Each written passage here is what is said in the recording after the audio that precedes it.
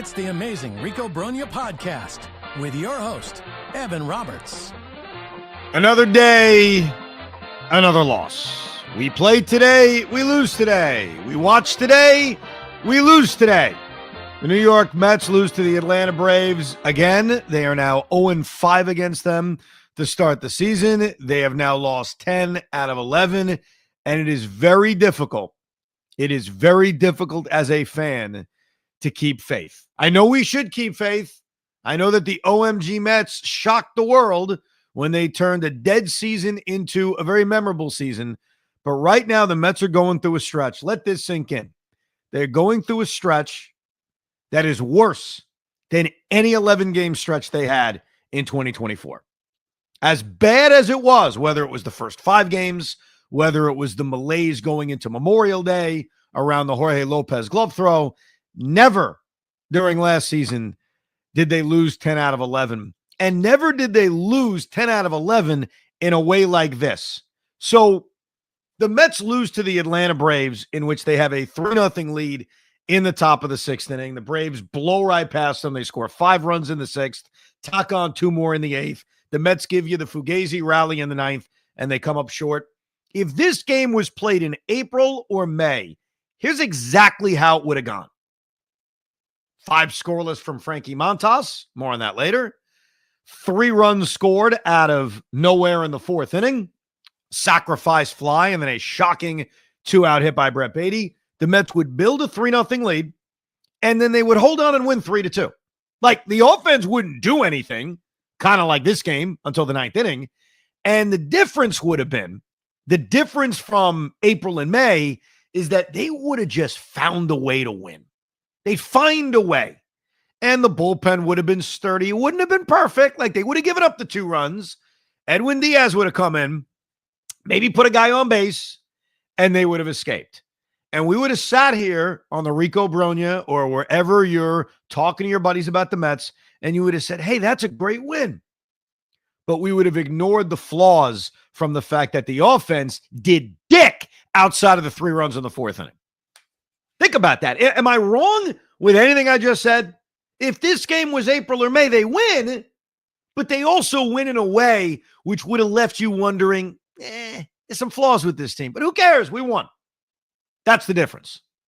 But in June of 2025, like many past Junes we've seen in the history of this franchise, none of that happened. Well, the offense going to sleep happened. I mean, that certainly occurred. But instead of finding a way to hold on and win and kind of limit us from talking about the holes this team may have, they went out and they found a way to lose. And it starts with the fact that this bullpen has been overtaxed because their starters don't go deep into games. You know, Huascar Brazoban gave us a bounce-back effort 2 days ago. And it was a positive. It was great to see Huascar Brazoban actually give you a solid performance. And it was the first time in probably 3 weeks where Brazoban looked like the Brazoban that was great in April and May. But what we saw in this game was abysmal. And I do put it on the fact that Brazoban, along with a lot of other guys in this bullpen, have pitched way too much. Why have they pitched way too much? Because even when their starters have been effective this season, and yes, the Mets starting pitching ERA still remains the best in Major League Baseball, and it was helped out by Montas' performance. Again, more on that later. They wouldn't get a lot of innings. So how many times earlier this season did we have to see Huascar Brazoban get 5 outs or 6 outs? How many times? So when he comes in with 3-0 lead against 3, 4, 5 of the batting order in the top of the 6th inning, the main objective that Brazoban has to have is to throw freaking strikes. And what does he do? What does he do? He walks Matt Olson on 4 pitches. You have a 3-0 lead. Throw strikes. Obviously, it's early where a solo home run isn't the most damaging thing in the world, and it's sort of damaging to a degree because there are still 12 outs left and the Braves are scoring a run. But it's still better than a walk.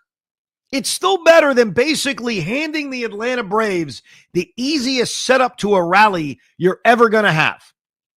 And if you're going to walk someone, which Brazaban did to Riley and Baldwin right after, at least in those at-bats, it was close. At least in those at-bats, he was actually ahead of hitters. But to walk Matt Olson on 4 pitches, it's unacceptable. And from that moment, Carlos Mendoza had to know, and he did based on his actions, I better get my bullpen warmed up. Because if Huascar Brazaban coming in with a 3-0 lead is going to walk the first batter on 4 pitches, I got trouble. And he walks Austin Riley, and he walks Drake Baldwin, and quite frankly, the only reason he was ever allowed to stay in to face Ozzie Albies is probably because Mendy preferred Albies hitting from the left side than the right side. And the reality is, you take out Huascar Brazaban, think about who you're going to. You want to talk about guys whose roses have come off the bloom. I got that wrong. Bloom has come off the roses. It's Jose Castillo. Remember when the Mets claimed Jose Castillo? He had a terrible ERA, and in his first few appearances did a pretty good job. Yeah, you could throw that one away. Because what does he do when he comes in? He gives up a ripped infield hit to Eli White as a pinch hitter. It would have been a great play by Brett Beatty. Unfortunately, Beatty couldn't make it, and it bounced away from him. Then he hits Michael Harris. Michael Harris is the one person on the Atlanta Braves, because God knows the Braves see the Mets, they get a Woody. They get very excited to take on the Mets. Michael Harris is the one guy on the Braves who actually struggles against the Mets. He's the anti-Chipper Jones. And you hit him on the first pitch. On the first pitch. So now it's 3-1 or 3-2 at that point. The bases are loaded, and the handwriting is on the wall that this inning is going to be a disaster. And Jose Castillo has to stay in the game to face Nick Allen, who is a pain in the ass. I'm glad Ron Darling, I think it was Keith Hernandez actually, said that numerous times in this game. I've been saying that since Atlanta.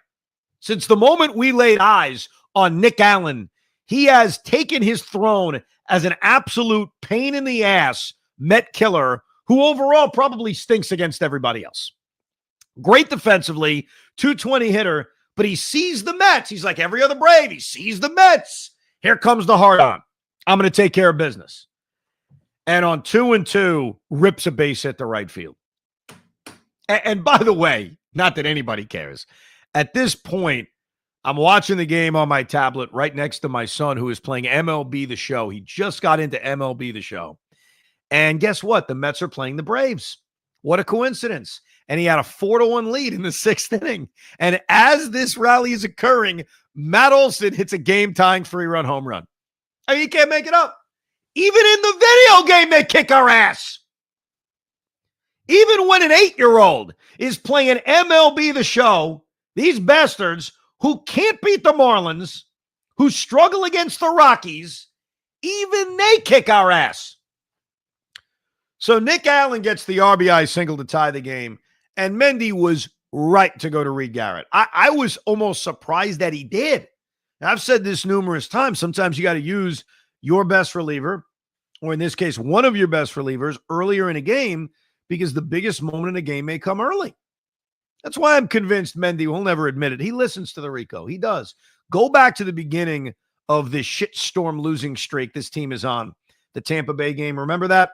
When Paul Blackburn came in after they pulled Clay Holmes early. One of my critiques after the game was, all right, I got no problem going to Blackburn. I had no issue taking Holmes out early because there were concerns. And you've got to play smart. You got to play for the 162. But once Blackburn runs into trouble, instead of going to Max Kranick, go to Reed Garrett. The game is close. The game is hanging in the balance in the 6th inning.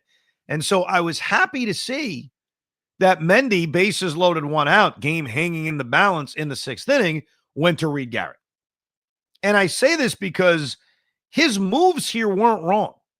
Like, I think the only difference I would make is, I think I would have risked Lovelady ahead of Castillo because Castillo's been lousy lately. So I almost would have said to Lovelady, you know what? You're throwing the ball well in AAA, which is why you opted out.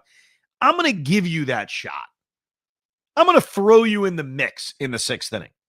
And that's one of those first guesses that's a slight first guess. I'm not screaming and yelling. I'm just saying I may have done that differently.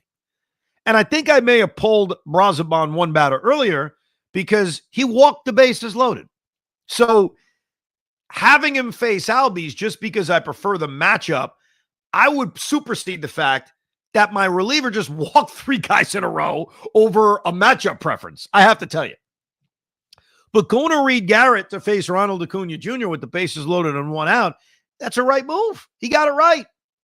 And to Reed Garrett's credit, it was a battle. He got ahead of Acuna, almost walked him, and luckily Acuna offered at that 3-2 pitch. But the Matt Olson at-bat's a killer. I mean, that at-bat is so typical of Mets Braves on every level, whether it's 1999 Mets Braves, whether it's 2025 Mets Braves, because you have Reed Garrett literally a pitch away from finding a way through this inning. And you're facing a guy, you're ahead 1-2. You are throwing your sweeper down, which is the key. You're trying to get Matt Olson to chase. And the sinker he threw on 1-2, right after he fouled off a 1-2 sweeper that was way in the dirt. I mean, Matt Olson was lucky to make contact. He throws a sinker fine. It's right down the middle. And I'm telling you, as the pitch is leaving his hand and you're seeing it go right down the middle, I'm thinking, and I'm screaming, not screaming, but saying loudly, no. And it's right down the middle, and Matt Olson doesn't miss it. That sequence is everything about Mets Braves. It really is. You are a pitch away from at least getting out of the 6th inning. It's tied 3-3, and I almost feel the momentum still would have been on your side because of the fact that you would have worked out of a bases-loaded 1-out jam against Acuna Jr. and against Matt Olson. And instead, that moment, that's the game. You know, we could look at every other moment from this game, every other biggish moment from this game. 1 ball, 2 strikes, Matt Olson, sinker that hangs right down the middle, and Olson doesn't miss it. And there's your ball game. That's it. Now, it would be nice in the bottom of the 6th inning with Alonso, Marte, and McNeil coming up to see the offense respond. I mean, you've got 12 outs to work with. It's a 5-3 game. It's not 12-3. And the offense did nothing, which I'll get more to in a second. But let me stick with the Mendy bullpen stuff. So I told you, maybe I take Brazoban out about it earlier. Maybe I go to Lovelady instead of Castillo to get the lefties in the 6th inning. I think he went to Reed Garrett at the right time. My issue, though, is now he goes to Lovelady to pitch the 7th, pitches a 1-2-3 inning. Allows him to start the 8th, which I was a little surprised about, but hey, you need to steal as many outs as you can because you have an overworked bullpen. Once with 2 outs and nobody on, you've walked Acuna. And this is where we get too crazy with lefty-lefty. Get him out of the game. I'm telling you, the biggest mistake we make in this sport is living and dying by matchups. Because sure, would you rather have Lovelady face Olson than a righty like Nunez face Olson? I totally get it. I'm not arguing that. But what I would argue is you are a relief pitcher who probably doesn't pitch multiple innings very often. You just faced your 6th batter. I don't know. I kind of felt icky about trying to get that final out. Look what happens. Same crap. Ahead of Matt Olson 0-2, gets a pitch to hit, drills one to the wall, Braves tack on an insurance run. And oh, by the way, 2 batters later, when Dednell Nunez comes in, they tack on another insurance run. So I didn't love the decisions by Mendy, but obviously the bullpen sucked. And isn't this the sign of a team that's a mess right now? When your starting pitching is good, your bullpen craps the bed. When your starting pitching is mediocre and your bullpen does a great job, like on Monday, well, you just don't score enough runs. But the score enough runs thing is consistent. You know, whether it's a good start and a bad bullpen effort, or a bad bullpen effort and a good start, or a bad start and a good bullpen effort, the one thing that will remain constant with this team is their offense will do squat. That will remain the same. And it continued in this game.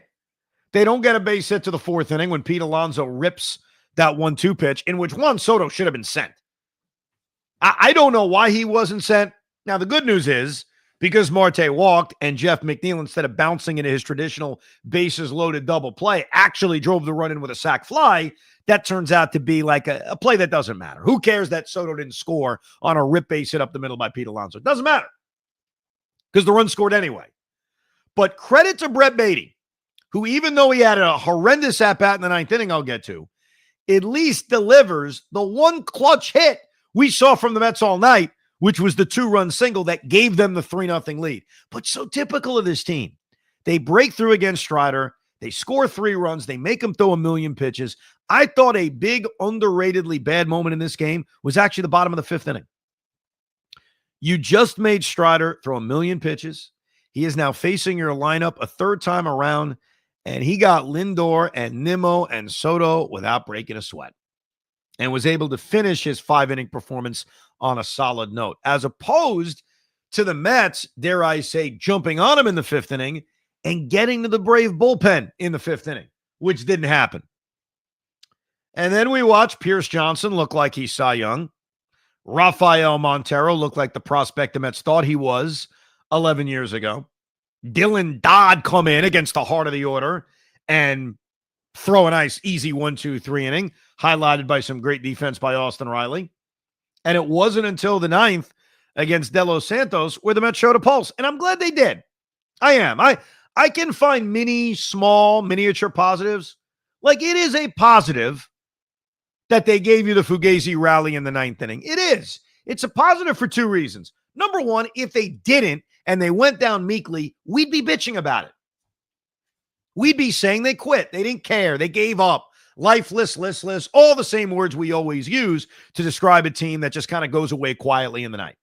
So the fact that they did put together a semblance of a rally in the 9th inning to where they got the tying run to the plate, I'm not going to poo-poo that. I may call it a Fugazi rally, but it's a rally. And the other positive, and this is really thinking about the long game here, is that they forced Brian Snitker to go to Raisel Iglesias, who will likely not be available for Game 3 of this series. If you go down meekly against De Los Santos and you don't force Snitker to use Iglesias, he's a weapon in Game 3 of this series. Small, tiny victories, and it is tiny. It's tiny and minuscule when you've lost 10 out of 11 and the Atlanta Braves are your daddies. But let me go to that 9th inning because Jeff McNeil also deserves a lot of credit. I crap on Jeff McNeil a lot, but his 9-pitch at-bat in the 9th inning started the rally. And so again, some of us like to say, oh, they gave up. It was listless. It was lifeless. Shut the TV off. It's not worth watching. Jeff McNeil gave you a great at-bat against De Los Santos with 1 out and nobody on, down by 4 runs. And this rally, Fugazi or not, does not begin without that at-bat by Jeff McNeil. Credit to him. And credit to Jared Young, another guy I love to crap on. He rips a base hit. And so that led to Snitker going to Iglesias and led us to having that little bit of false hope. But what really killed the false hope was Brett Baty. Because Iglesias falls behind him, throws a 3-1 changeup in the dirt. You're down by 4 runs. If you're Brett Baty, you can't be offering it that. And if he lays off it, there are bases loaded with 1 out.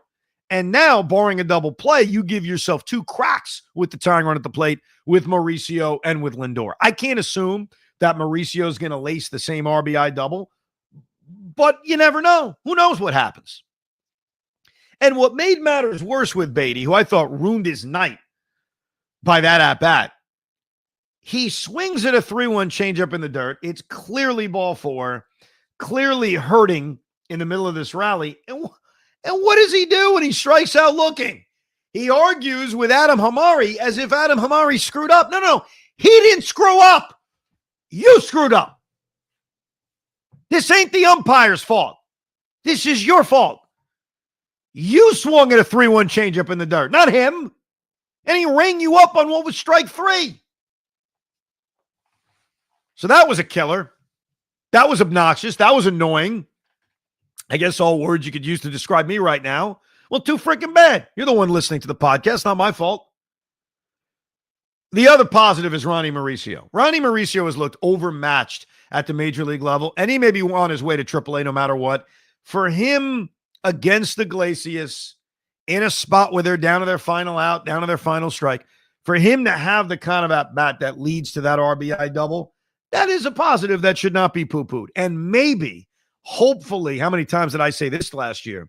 This is something he and the offense can build on. And I want you to save that thought, because if, God forbid, they come out against a teenager in Fuentes in game 3 of this series and pound them and actually score some runs, we could look back at the 9th inning as a positive. And then you have Francisco Lindor. Here's what is kind of unfair at the feet of Lindor and Soto and Alonso and Nimmo. They are not perfect. Now, overall, when you look at those 4 gentlemen and you say, hey, how have they done here at the halfway point of the season? I think all 4 of them have had good to really good years. Maybe not their best seasons, but when you look at Brandon Nimmo is at a pace to hit 30 and 80 this season. So say what you want about him. Again, we are at the halfway point of the season. We're a game short of it. He is at a 30 home run, 80 RBI pace. Francisco Lindor is at a 32 home run pace. Juan Soto, despite the uneven start, is at a 34 home run pace. And Pete Alonso, despite struggling over the last few weeks, is at a 36, 128 pace. So no matter what they've done recently, we have to admit those 4 guys have been pretty good. They are not the problem with this team. But the problem with this team is that because the bottom of the order is so bad, we are overly reliant on the stars. So when Pete Alonso has a bad game 1 against Atlanta, it's fair, easy, but unfair in a way to say it's Pete's fault. Just like right now, I want to say it's Lindor's fault. Like, I want to crap on Lindor. He went 0 for 5. He came up as the tying run in the 9th inning and grounded out to second base. And I don't mean I want to say this about him. I mean, it's easy to say that about him. But the reality is, when you take a step back, while Lindor had a bad night and Lindor had a bad series against Atlanta and Pete's had a bad couple of weeks, even though he did have that nice base hit behind in the count in the 4th inning, they can't be amazing every night. It's everyone else that occasionally has to step up. But it is going to be tough to win, though, when your first 3 hitters in the lineup going 0 for 11 combined, which is what happened. In fact, if you expand this 1 through 5, Pete Alonso had a base hit, so he was 1 for 4. Marte, the 5th place hitter, was 0 for 3. Soto was 0 for 2. Nimmo was 0 for 4. Lindor was 0 for 5. So I've got 1 for 18 from the 1 through 5 hitters. That's tough. It's going to be tough to win. And it's going to be tough to win if this offense is going to remain every single night overly reliant on those 4 star players to have huge nights. But yeah, when Lindor came up in the 9th inning as the tying run, there was that hope. This is the moment. This is the play. This is the OMG that's going to help turn this season back around. And it didn't happen. And here we are watching a team that's lost 10 out of 11. And I want to remain confident. I want to remind you, hey, it's not the end of the world. The Phillies lost. They're only a game and a half out of first place. Just as quickly as things turn bad, they could turn good. And I do believe a lot of those things. I do. I'm not throwing in any kind of towel. But every time they lose, it becomes a little bit more difficult. And every time they lose, as Ron Darling put it at the end of the game, in such a collective team effort where, okay, today it's the bullpen sucking. Today it's the offense doing nothing from the 4th inning on or 5th inning on. Yesterday it's Paul Blackburn. It's the starting pitching. One day it'll be the defense. One day it'll be the base running. It is a team effort of failures. And it's concerning. And I'd be lying to tell you I'm not concerned. Especially because we've watched this team win once in the last 13 days. That's tough as a fan.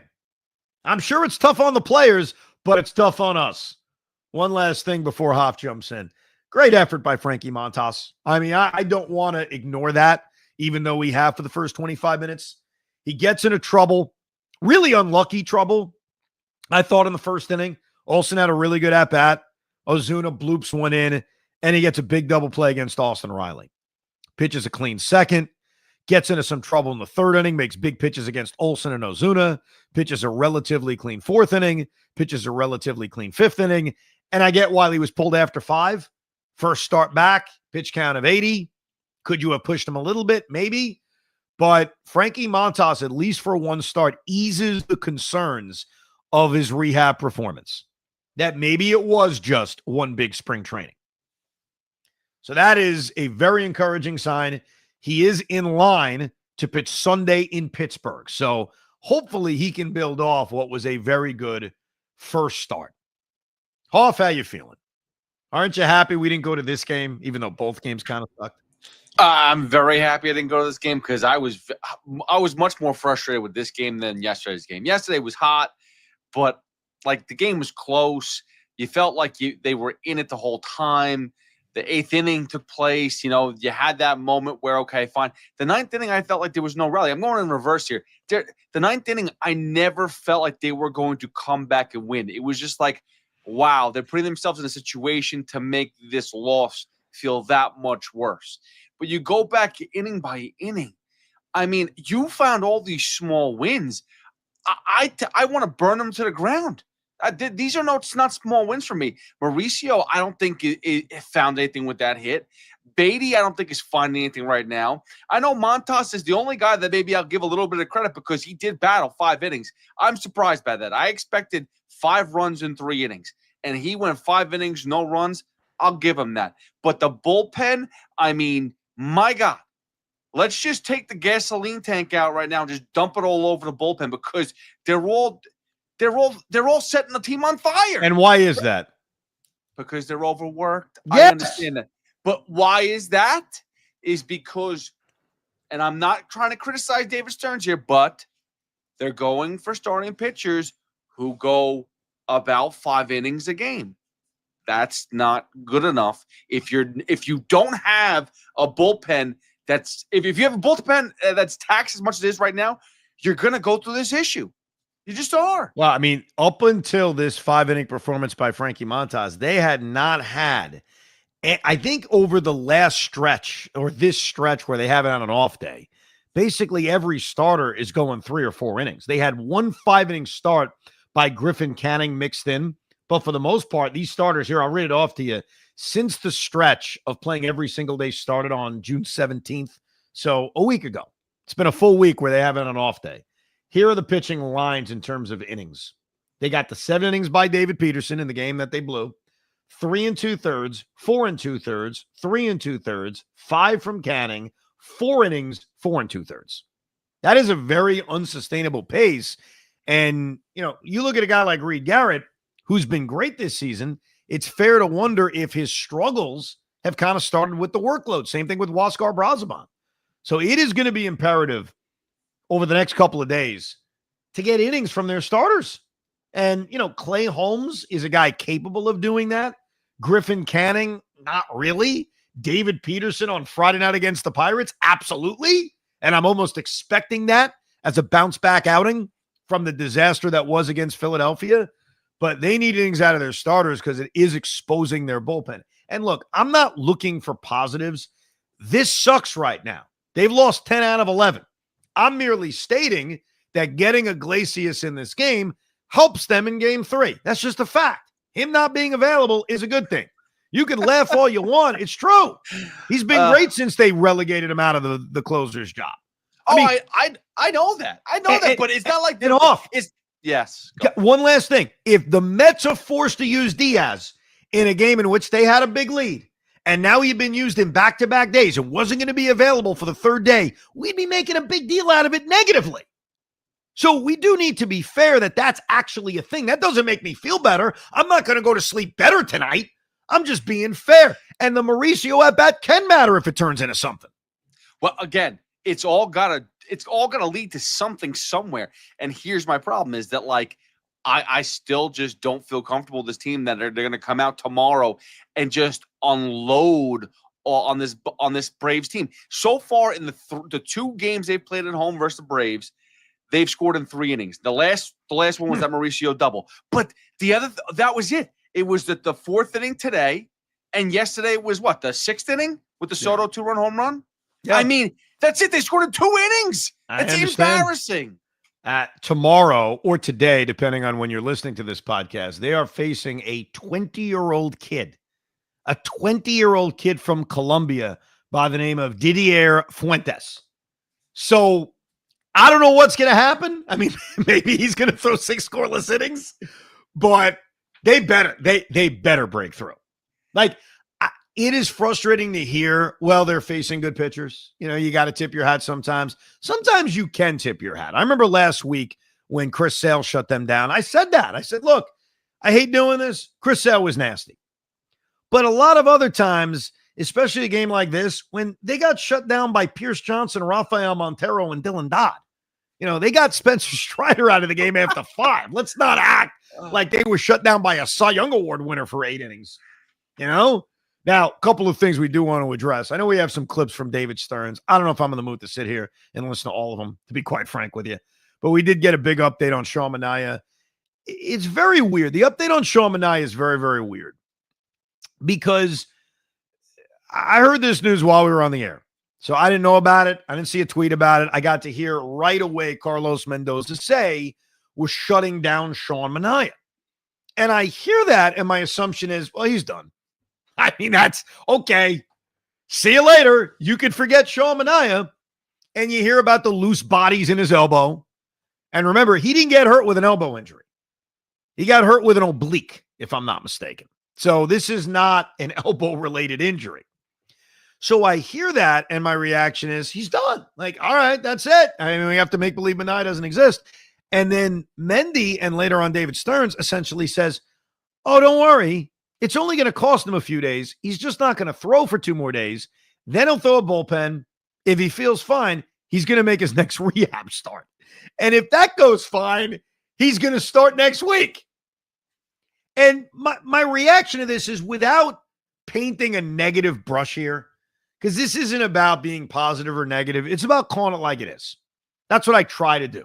Whether you agree or not, that's all I'm trying to do. I don't feel good about this. I just don't. Like, David Stearns hasn't lied to us. Carlos Mendoza hasn't lied to us. So I don't think they're lying to us. I just have a tough time believing that, okay, guy felt some pain in his elbow. MRI said loose bodies. He's going to shut it down for 2 days, no problem. He's going to come back and throw a bullpen, no problem. He's going to go pitch a rehab game, no problem. And then he's going to make his start. I just don't see all that happening. And I hope I'm wrong, because the Mets could use Sean Manaea, and hopefully they could use the good Sean Manaea, because I also don't know if he does come back and all those boxes are checked, as they say, if Sean Manaea is going to pick up where he left off. I have no idea. And he's in his mid-30s now, 33. He's coming off of missing so much time. He's had a career in which he's been up and down anyway. Like, I don't know what he's going to be. And I'm not trying to recreate history. I'm glad they re-signed him. And I did think that there was a really good chance Sean could build off of the accomplishments of last year. But what I'm factoring in is this. I'm factoring in it's the middle of June and he hasn't pitched. I'm factoring in they just shut him down for 2 days because of a loose body in his elbow. And when you factor that all in, it's fair to worry. So right now, the Mets will continue with this rotation, which is Clay Holmes, David Peterson, Griffin Canning, Paul Blackburn, and now Frankie Montas. And hopefully Sean Manaea gets added. But I am not brimming with confidence. Here's what I'll say, because I'm not in a very good mood. We do have a bunch of David Stearns clips. Play them, we'll react to them until I tell Pete, all right, I'm done. Because I don't know, I'm just, how's anybody in a good mood? I mean, the only thing I'm sort of excited about is that the Nets added another first-round pick. I wanted to congratulate you. What is it, 22nd overall? Yes, they took on Terrence Mann's contract and got an extra first-round pick, which I'm hoping is going to lead to big things, like a trade up, especially with Philadelphia. But I want to warn you, it is very unlikely, barring some kind of crazy win, that we're going to do a Rico after Game 3, because while I will be watching the Met game, as I always do, a lot of my mental energies will be on the draft, which is the biggest night the Nets have. And by the way, it'll be the biggest night the Nets have for a few more years too. So I understand what's at stake and all that. But yeah. I have a stupid question, and I'm sorry to ask this. Would you actually like them to use the picks, or you want them to trade all of them to move up and get one quality guy? Well, I don't ideally want to trade 5 picks to move up, but I think the more picks you have, the more assets you have, the better position you're in to move up to number 3. I want Ace Bailey. I want to take the risk with Ace Bailey, who, by the way, to bring it all full circle, threw out the first pitch at the Mets game in game 2. And look good throwing the pitch. I don't know. Did you see that on SNY? It was pretty good. No, I just saw the picture of him. He seemed happy. For a guy, he's happy because he's in New York and he wants to stay here, Hoff. You understand? Yes. I understand. I understand. Look at the bright side. The Mets may not have an ace, but maybe the Nets will. Oh, there you go. Now, just to answer your unrelated basketball question, I want them to move up. So I don't know if it's going to take every pick that they now have to do such, but they now have the weapons to do it if that's going to entice Philadelphia or if that's going to entice Charlotte. But that's for the Tony Massenberg, which maybe I'll record at a later time. Let's say David Stearns met the media. He does this a lot before homestand, so this is not uncommon. But obviously there was some Sean Manaea news. Let's take a listen to some of the questions and answers from the president of the New York Mets, David Stearns. Real quick, because we haven't discussed it at all, and I haven't listened to any of it. There's no real order, so just go for it, right? Here's what we're going to do. All right, here on episode 504. Play it, we'll listen, we'll respond, and once I'm sick and tired of this, we're going to end the Rico Brogna because we've already been gone for 36 minutes, okay? That's how it's going to work. All right, sounds good. All right, here's the first one. I think it's pretty sarcastic here. I think we're seeing Pete at his best, and the best version of Pete throughout his career has been a really, really good player. And that's what we're seeing. And I think you're right. It is sustained by not only the results, but the process. We have a player whose swing decisions have improved. He's hitting the ball incredibly hard. He's barreling a lot. Yeah, the swing decisions over the last 2 weeks, though, have not been good. And that's one of the concerning things about Pete lately. He's not look, he had a big hit in this game behind in the count. And it could have been an RBI, should have been an RBI. Soto should have scored. But he is chasing a lot more of those sliders off the plate. And I wondered aloud about this on Evan and Tiki. I'll bring it up here. Managers may be telling their pitchers, why are you facing them? Guy's having an MVP season, and the guy batting behind him is Starling Marte or Jeff McNeil. So it goes back to something I brought up earlier this season, that Pete would benefit from getting better protection, which is why I floated the idea of hitting Alonso second and Juan Soto third. I'm not saying that's the only reason he's slumping or not hitting as well as he did over the first 2 months of the season, but I do think that may play a part in it. Thoughts on the current 1-9 stretch? When you go through a stretch like this, at least in my experience, it's generally not one thing. We've got a really good team, and for a really good team to go through a stretch like this, it's generally a number of different areas of the team that aren't performing up to certainly what we did earlier in the year or up to our capabilities. Yeah, it's certainly not one thing. It's actually everything. Literally, it is everything has gotten worse. Their offense underachieved all year. It's been worse during this 11-game stretch. Their bullpen has been, up and down this season. It's blown some horrific games during this stretch, including the way it started against Tampa Bay and certainly the way it continued in that game in Atlanta a week ago. And obviously the starting pitching doesn't go deep in a game. So yes, David Stearns, everything sucks. All right, this next one is this rough stretch changing his mind about something? Anytime you go through a stretch like this, it's added information. And so we're learning about our team. We saw a lot of really good things through the first 2+ months of the season, and now we're seeing the flip side of that. I still think we have a really good team. I think we're certainly much better than we've played over the last 10 days, 12 days. Yeah, I think you are collecting a lot of information. And he's actually right about that because, one of the topics of conversation you're certainly going to hear a lot on the Fan and a little bit here on the Rico is the trade deadline. There is information we need to collect. Now, we may have jumped to the conclusion that Brett Beatty sucks or the conclusion that, Ronnie Mauricio needs to go back to AAA, but no trade is really being made in the next month or the next few weeks. I mean, there could be a trade in the middle of July, but you're not seeing a lot of trades at this time of year. You get rare ones. David Justice 25 years ago. Obviously, Rafael Devers a couple weeks ago. But this isn't the trade deadline. And so I could sit here and tell you all day they need a center fielder. Can something change in the next month that makes that different? Of course. So he's right that this is about collecting data, and it's on these young guys to perform, the young guys that have failed, because if they don't, it's going to put more of an onus on David Stearns to go out and add talent to replace the guys that are failing. Talking about all the phases of their team isn't working when out you right. take a little bit of a step back in each area of the game and you play good teams and you have some injuries, you run into a stretch like this. And now it's our job to keep moving forward and get out of this as quickly and as well as we can. They got to get out of this. And, I thought even with the Yankees, and it hasn't been the case with them either, one win gets you out of it. And it's just not the case. It's playing well for an extended period of time. Now, there's an opportunity in front of the Mets right now because they face Spencer Strider. They face Spencer Schwellenbach. They can't beat Schwellenbacher. Bach. It's Spencer Schwellenbach, but now in my head, I keep thinking like Bacher. I don't know why. We've only faced him 150 times. But now there's an opportunity in front of the Mets because now you're facing the back of Atlanta's rotation. The Mets faced the front of Atlanta's rotation.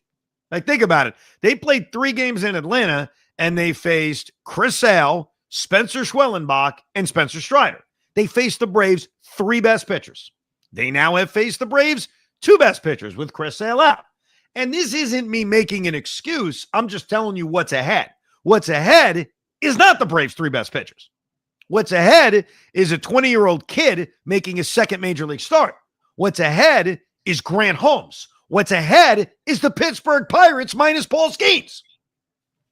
So what I'm trying to say in a very ineloquent way is there's no goddamn excuse now. Now is the time to finally beat the Braves, a team you haven't beaten all season, and beat the Pirates. Like, how do you get out of this? You win 5 in a row. How do you make me feel better? You win 5 in a row. And when you look what's ahead of you with the back of the Braves rotation and the Pittsburgh Pirates, go do it. Like, seriously, go win 5 in a row. Go win 5 in a row, and there's a damn good chance you'll be back in first place because the Phillies lost to the Astros. They've got 2 more with the Astros, and they play the Braves. Go win 5 in a row. That's it. I don't really want to hear any more from David Stearns. I'm in a pissed off mode now. I've gotten more angry about this loss and this stretch as we're talking about it. So I'm going to go to bed, and I'm going to dream of Ace Bailey. But we do appreciate you listening. And you know what? Screw it. Let's read some emails. Let's read some angry goddamn emails. Let's really get into it. There we go. Let's marinate in this fucking hellfest. How about Michael Caputo? He starts with a positive email. I want to look at the bright side, guys. I guess it's better to experience this now than in September. With every facet failing, it feels like the September collapse of 98, 07, 08, and 22. We got a lot of collapses, folks. The big difference is that if you experience this in June, you can still make moves and tweaks to turn things around. But in September, you cannot do too much. This is unlike the June swoons of recent pasts of 2018 and 2023, because this roster is so much better than those teams. With extra playoff spots, the seasons won't be over by the All-Star break like in past years. Let me add to that, Mike, because a lot of what you said is true. The other thing the Mets did is they've lost 11 out of 12. It's awful, or 10 out of 11, whatever we're up to now. And they're 12 games above 500. They built a big enough cushion that despite a legitimate swoon that they're in right now, they're only a game and a half out of first place. They're still in a playoff spot. They're still 12 games over. So to your point, it takes more of this, a lot more of this, to fall out of a playoff spot. I'm Insane writes, will this team ever win a game again? They should have me pitch instead of Brazaban. I could at least throw a strike. And with 7 fielders behind me, someone might actually get the ball because it's hard to hit a 50-mile-per-hour pitch over the fence. I think I've said that before. I'm insane. Michael writes, Evan, this game had me acting like Frank the Tank. From Brazaban seeing that his changeup was not in the strikes, from Brazaban seeing that his changeup was not getting the strikeouts and keep throwing them to walk the world, to Beatty swinging at a clear ball on a 3-1 count.